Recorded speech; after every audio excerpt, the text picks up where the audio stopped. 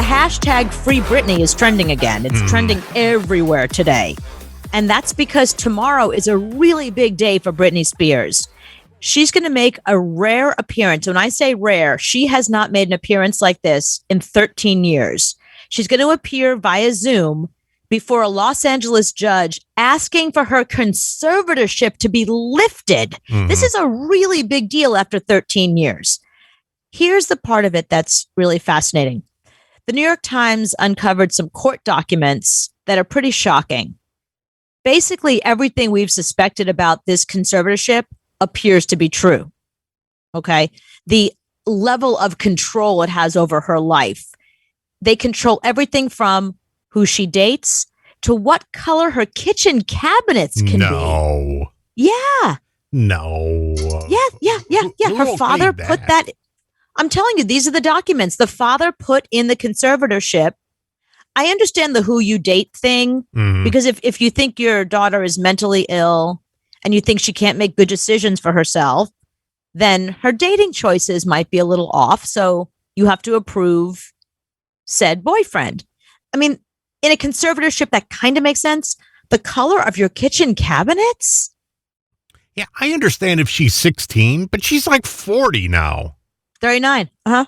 Yeah, I think she's old enough to make her own. She's got her own kids. Yeah. Once you have kids and you're a mom, I think it's even stupid to even talk about it.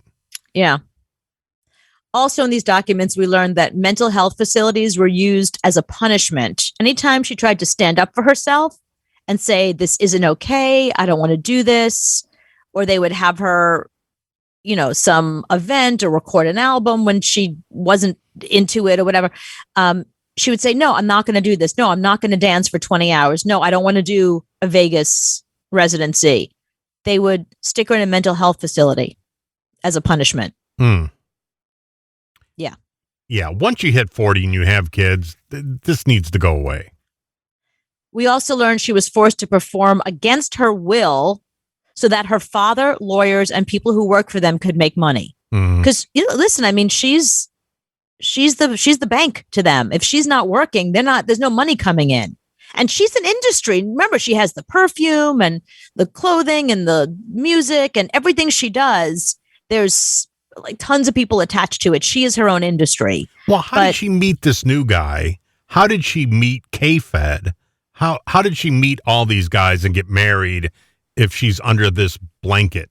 No, this was after. So here's how the whole thing started. She was divorcing K-Fed in 2008. And during her divorce, they were having a rough time. They were arguing over custody. It was a really big deal. The kids were like 2 and 3 at the time. And the custody was bad. And K-Fed was remember what a loser he was? Remember what he was just like? I think he still is. He was living off of her money, you know what I mean? And people were like, no, she should have custody. So he made it so contentious that he sent his bodyguard. This was what started it all. He sent his bodyguard to go get the kids from her, to take the kids from her, to bring to his house.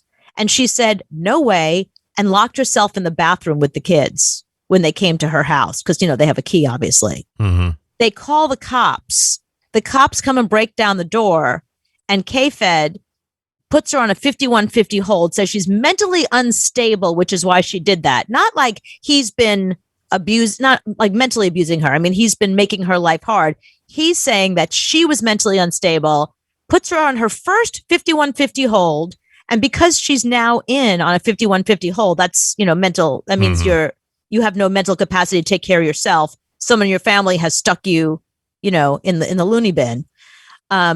Because of that, he now has a right to take away custody. Oh, see, she's mentally unstable. You can't grant custody to that woman.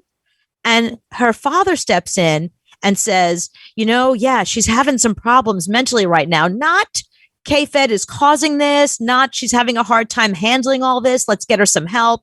He steps in and asks the judge for a temporary conservatorship. And the judge is like, yeah, you can make her decisions for her. And when the father sees that he is now in charge of everything, her money, her life, he asks for a full conservatorship, which he is granted. And she says, no, we're not doing that. And he's like, up, you seem mentally ill again. Puts her in again on her second 5150 hold. But if she's over 18, she's her own person. I don't understand that. How you can do that. Your parents have no control over your life once you turn 18.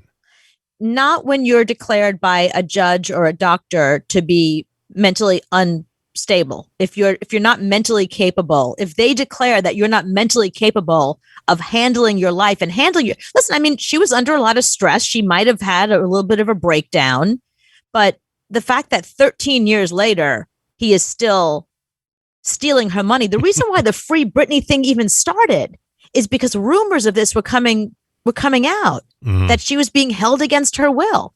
So here's my question.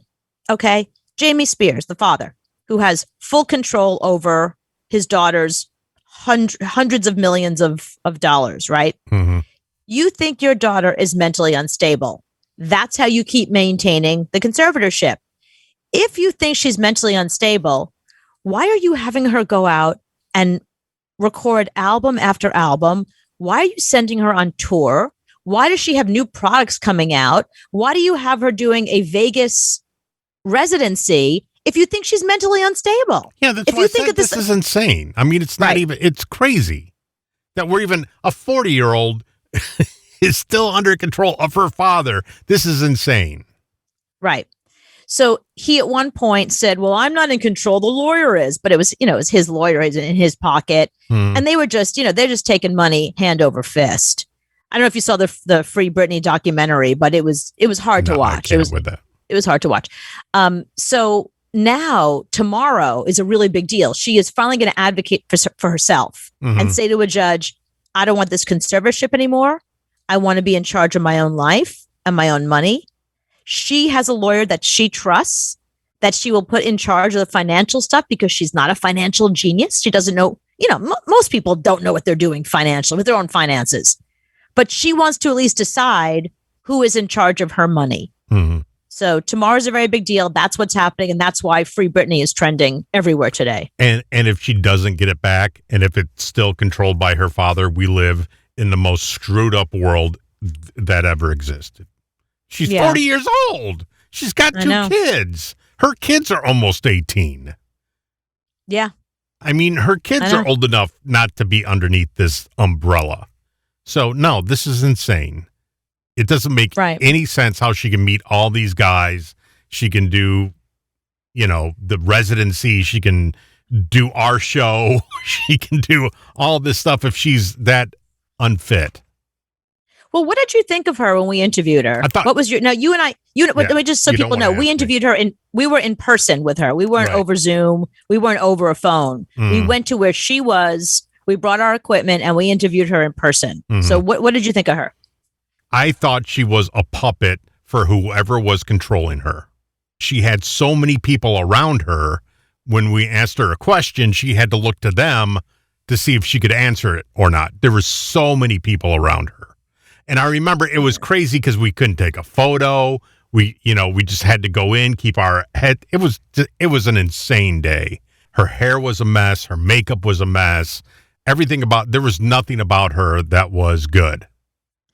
Yeah, I did get the impression. So let's just be clear when people say, when you said she's a nightmare, she wasn't the nightmare. The life around her. Her life around her seemed to us like it was like she was living a nightmare. Normal. Yeah, it wasn't normal. I thought the thing that was the weirdest was the amount of people that they weren't just around her. Like, we've interviewed a lot of celebrities and a lot of pop stars, and they have people, but they're people like, they either sit at the other end of the room or they're outside, right outside the door. She had people that were literally around her like she was in some weird cult. And there was one woman that stood next to her, like right next to her the whole time. I even was able to smell that woman's perfume. She was right there. And anytime we asked her something other than the boring question she usually gets asked, she looked to this woman and it was almost like they had this nonverbal communication. But then there was a point that she seemed to loosen up. That's when we actually got remember when she was talking about her kids? we loosened her up a little bit. Every question had to be funneled through 4 different people. Yeah. And that part was weird. The amount of people that were literally standing next to her. So that whole week for us, if we can go back, that week was like Britney Spears on a Tuesday. We had her. And to me, it was a complete wackadoo situation because she was surrounded by all these people and she was kind of like a puppet. And then 2 days later, we had Lady Gaga, who, if you put them on the scale, it's probably even scale for star, power. But It was a completely different situation. Oh, completely different situation. Lady Gaga didn't have anybody around her. She just walked in. She could do stuff by herself. She held my arm the whole time. There's no way that Britney could have. I don't see her going anywhere by herself. She had so many people around her. And to me, she was just a mess. She did seem like she was being controlled. And I'm only saying that because, like you said, you and I have interviewed a lot of people over the years, and we never had an experience like this. No. It was very, very odd. And we've interviewed people way as famous as Britney Spears, or some maybe more famous than Britney Spears. And we've never, ever had an experience like this in our lives where it seemed like she was completely under the control of all the people around her. And there were so many people around her. Mm-hmm. You're right. That part was a wackadoo situation. Yeah. So when I saw the Free Britney thing trending the first time after that, I was like, oh yeah, I feel like hashtag Free Britney big time. Mm-hmm. I think she needs to be freed from whatever constraints are around her. And when I like I said, when I looked at her, she needed a cheeseburger. She needed her hair done. She was way too skinny, way too frail. And it was like a little porcelain doll. And, we had to treat her that way. And I don't know. It was a weird experience for me. Yeah. I've interviewed people before of all different walks of life who are just sort of shy and reserved. And when they talk low. You got to lean in to really hear them, kind of thing. This was a different type of quiet, low talking. It's like she was afraid to talk. That was the difference. She was afraid to talk as opposed to somebody that was just a little more shy and reserved. I remember she gave that weird performance a little bit before that, like a year or two before that, where she was performing and she seemed like she wasn't really there. Mm. Everybody made fun of that performance. They were like, whoa, what was she on? That was weird. We got the live show of that. Right. Well, you and I came from 2 different camps too, because you came from always interviewing these people, working on, that side of the business. I came from the side of the business where I was the record company. So I wasn't going to take no crap from nobody. Right. And when she does stuff like that, it just takes me back to dealing with Brandy, dealing with Ray J, dealing with these, people that I didn't want to deal with.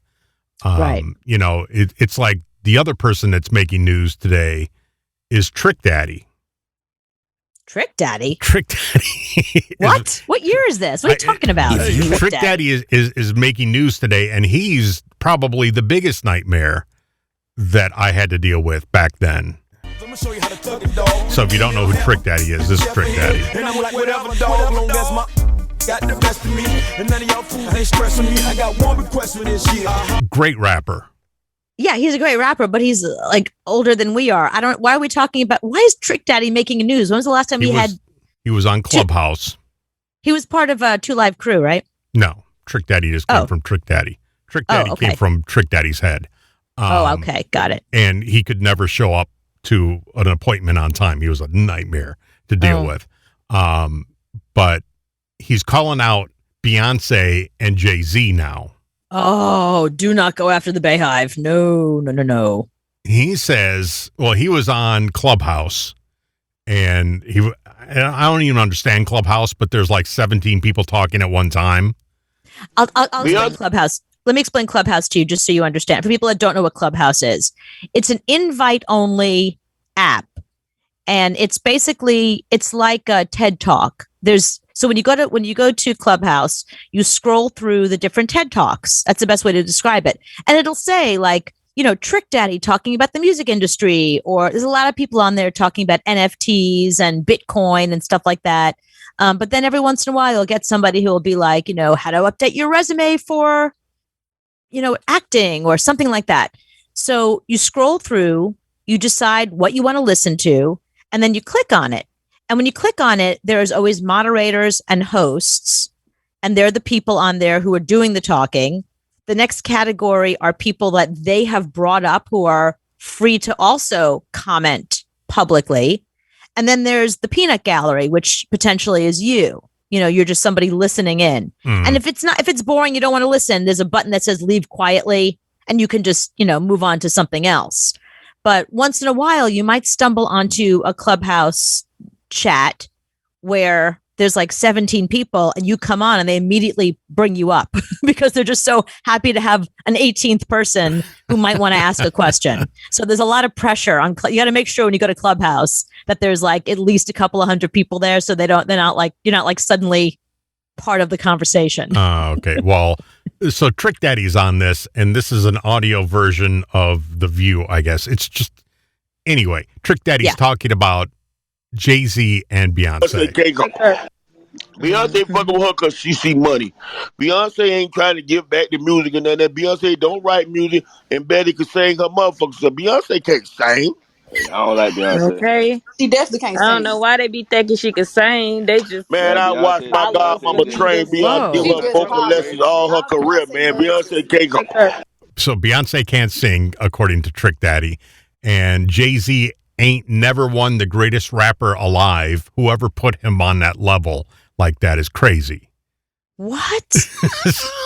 so Trick Daddy is being called out by the Bayhive big time. Yeah, I would imagine. So he's punching up big time. So two of the most famous musicians of our time, two of the most important musicians of our time, some guy in his 50s that I wasn't even sure who he was until you said it, is calling them out. Why is anybody paying attention to him? Why does anybody care that Trick Daddy doesn't think Beyonce can sing? She and her Lamborghini and her billions. I mean, they're billionaires, right? You understand that. So she and her billions and her Lamborghini will just continue to drive away and be fine. And my favorite thing is, what the hell is he even talking about? When I was at Z100 and Beyonce came and sang, she actually got on a stage and picked up a microphone and sang. And she's amazing. She is the real deal. I could see if you said that about Jennifer Lopez, because we've been hearing for years that Jennifer Lopez, needs a voice harmonizer. She's not a real singer. She's a performer. Not Beyonce. I mean, the voice on that woman is just like, ho, ho, ho, ho, ho. So, if you're going to call anybody out, maybe don't call out Beyonce. One of the most important. Yeah, don't call it Beyonce. And you're a rapper, so don't call out Jay-Z. No. Yeah. And shame on him, because Jay-Z and Beyonce give back more than anyone else does. They have all kinds of charities and organizations. Jay-Z is the first person to find another rapper, a young rapper, and help him up, And I love the fact that he goes on Clubhouse thinking like, who listens to Clubhouse? I mean, everyone's on Clubhouse now. And my favorite thing is like, you're not supposed to record, but everybody does. You can record Lindsay Lohan does a talk on Clubhouse every Tuesday where she says really stupid stuff, but people just stop recording that because it's so dumb. You know what I mean? It's like, how much dumber can this get?